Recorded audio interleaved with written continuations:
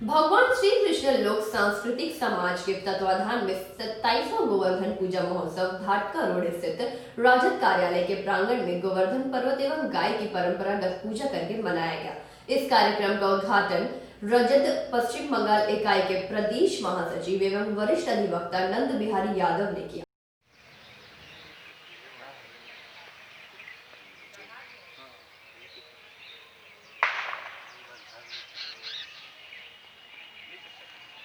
बोले नज़दीक और आओ तो कम ना। आज गोवर्धन पूजा है। भारतीय सभ्यता संस्कृति का एक बहुत बड़ा त्यौहार है। गोवर्धन पूजा की स्थापना आज से 5000 वर्ष पूर्व भगवान श्री कृष्ण किए थे। गोवर्धन पूजा हमें असत्य पर सत्य की जीत, अधर्म पर धर्म की जीत, अन्याय पर न्याय की जीत का प्रतीक है। और गोवर्धन पूजा का प्रतीक जो है हमें याद दिलाता है कि अहंकार का पूरी तरह से विनाश करके मानवता और प्रकृति की पूजा का यह एक प्रतीक है। आज ही के दिन, आज से 5000 वर्ष पहले, जब इस पूरे भारत में आर्यावर्त उस वक्त हमारा देश था, तो जब ढोंग पाखंड आडंबर एक ऐसे चरम सीमा पर था जहां मानव कल्याण की बात न करके लोगों को भ्रमित किया जाता था, उस काल में इंद्र की पूजा की प्रथा होती थी।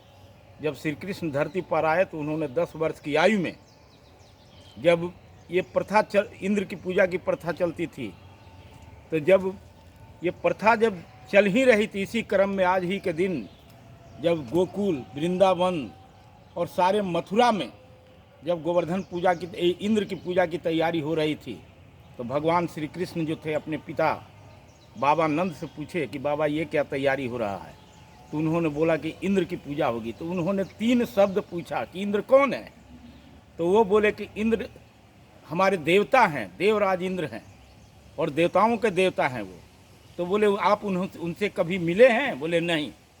उनसे आप कभी सम्मुख हुए हैं? बोले नहीं। तो आप उनसे, उनका कोई आपके पास एहसास है? बोले नहीं, एहसास नहीं है, लेकिन मुझे एक एहसास दिलाया जाता है। तो भगवान श्री कृष्ण ने, ये आपको ऋग्वेद में भी इसका वर्णन है, हरिवंश पुराण में भी वर्णन है कि हमारा जो धर्म है वह सनातन है, वैदिक सनातन। सनातन का अर्थ होता है सत्य, और सत्य का होता है पंचतत्व। पंचतत्व में जो होता है 5 तत्व है जिससे ये पूरी सृष्टि निर्मित है।